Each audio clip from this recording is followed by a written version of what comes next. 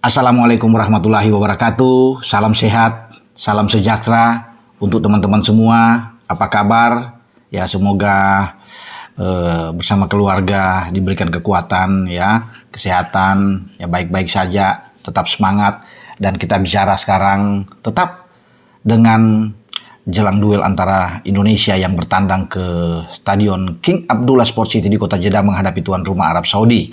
Nah, selama ini kita coba untuk terus berbicara bagaimana tim Sintayong, ya, atau tim asuhan Sintayong ini bersiap menghadapi Arab Saudi dengan berbagai kemungkinan skema permainan.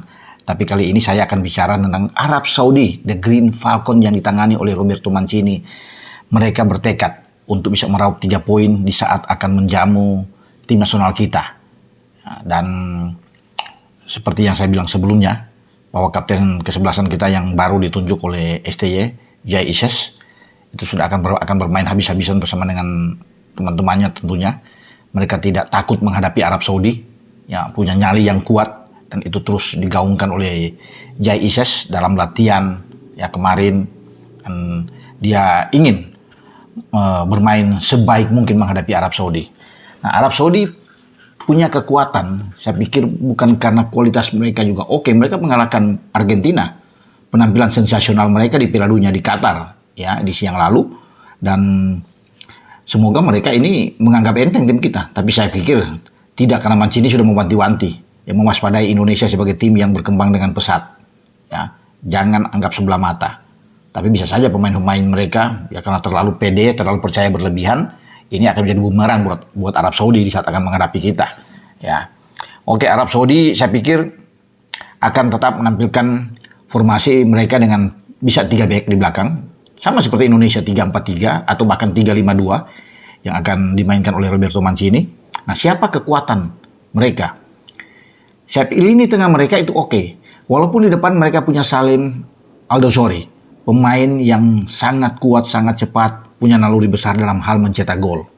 Ya, tapi kunci mereka itu ada di tengah dengan Muhammad Kanu yang harus diperhatikan oleh Tom Haye atau dengan Nathan Cho jika Nathan Cho dimainkan lebih awal, atau dengan Ivar Jenner jika Ivar Jenner dimainkan oleh STY, dengan satu catatan, opsi lain bahwa Nathan Cho ditarik ke belakang, ya, mendampingi Jai Ises dan Rizky Ridho.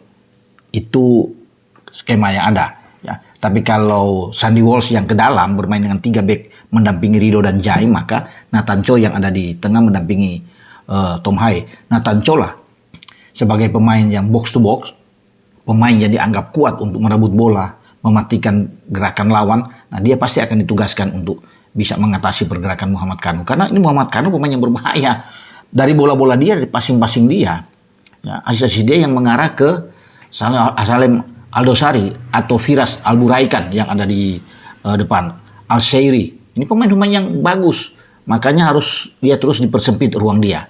Ya, semoga ya Nathan Cho atau Tom Haye terus bisa mendekatkan diri dengan posisi berdirinya Muhammad Kanu ini, karena dialah yang otak serangan bagi Arab Saudi. Ya, kita tahu bersama bahwa Arab Saudi punya kekuatan di tengah juga, mereka punya Gareth, punya Mokhtar, ya, yang bagus, ya. Saud Abdul Hamid juga pemain yang oke kalau bisa dilihat di sini.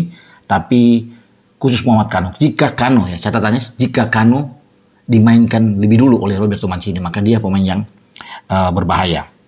Dan kita coba tengok, ya, bagaimana komposisi dari pemain-pemain Arab ini. Ya, di belakang penjaga gawang pasti ada Al Owais, dia akan bermain. Kemudian 3 back di belakang, ada back yang kuat dalam hal provokator, ya teman-teman. Ya, itu Al Bulaihi. Ya, dia terus kalau bermain, kalau bisa mendapatkan Messi, dia akan, ketika lawan Messi di Piala Dunia dia provokator. Ya, apalagi berhadapan dengan Ronaldo, dia pasti akan menjadi provokator. Pemainnya sangat kuat, ya, untuk bisa memancing emosi lawan. Ya, ini pasti akan berhadapan langsung mungkin dengan Ragnar, dengan Rafael Struijk, atau dengan Marcelino. Ya, jika STY memasang 3 pemain ini. Nah, selain dia ada Al Lajami, pemain di belakang. Ada Al Ghanam, pemain yang kalau berdiri dalam posisi 3 back. Ini yang menjadi inti kekuatan di jantung pertahanan bagi Arab Saudi. Nah, Nasser Al-Dawsari itu akan bermain di gelandang. Ya, ada 2 memang Al-Dawsari. Yang satu yang saya bilang tadi depan, goal getter mereka. yaitu Salim Aldosari. Nah, kalau ini Nasser Aldosari, dia akan di belakang dan mungkin dia akan lebih bertahan sebagai midfield ya. Dia akan ditemani oleh Al-Juari, kemudian ada Al-Kaibari dan Muhammad Kano yang saya bilang tadi. Ini gelandang-gelandang mereka yang sangat berbahaya. Di samping ada Saud Abdul Hamid. Oke. Di depan selain Salim Aldosari, Mancini kemungkinan ya akan menempatkan ya Firas Alburaikan. Kalau bukan Firas atau dia duduk di bangku cadangan, dia masuk sebagai super sub di babak kedua, maka Saleh Al-Sheiri yang akan mendampingi Salim Aldosari di depan. Itu komposisi yang ada di Arab Saudi. Jadi itu saya bilang ya, tugas kita adalah bagaimana meredam kekuatan pemain-pemain tengah dari Arab Saudi. Karena ini menjadi kunci selama ini buat Arab Saudi bermain. Ya, mereka bermain ya berbeda dengan Irak yang fisik, yang kuat, yang oke. Mereka lebih stylish Arab Saudi ini. Ya, mereka bermain dengan gaya Eropa dari kaki ke kaki, lebih tenang. Makanya mereka selalu kelabakan bermain dengan tim yang sangat cepat, menunggu counter attack. Itu yang dilakukan oleh Thailand ketika mereka gagal menang melawan Thailand, walaupun ada satu penalti di sana, tapi 0-0, clean sheet. Mereka dibuat frustrasi, tidak bisa membuat gol. Kita harus melakukan hal yang demikian. Ya, kalau kita bisa menahan paling tidak 40 menit pertama tanpa gol, bagus untuk membuat mereka agak goyah. Apalagi kita bisa mencetak gol lebih awal, yang merusak konsentrasi dari Arab Saudi. Makanya ya mereka harus bisa mengawal, ya bisa memperketat di tengah. Verdong, kalau bermain 3-4-3 kan Verdong dari kiri, mungkin di kanan Sandi. Kalau Nathan ditarik ke belakang dengan Jenner bermain.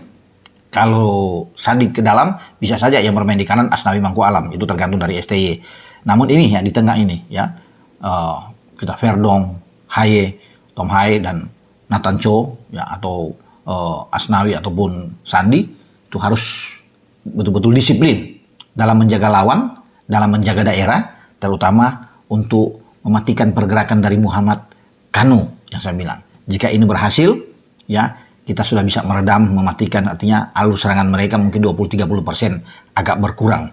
Ini menarik ya. Walaupun saya bilang tadi bahwa Arab Saudi punya pemain-pemain seperti Saud Abdul Hamid, kemudian mereka punya Nasser Al-Dawsari, ada Al-Juari dan Al-Kaibari.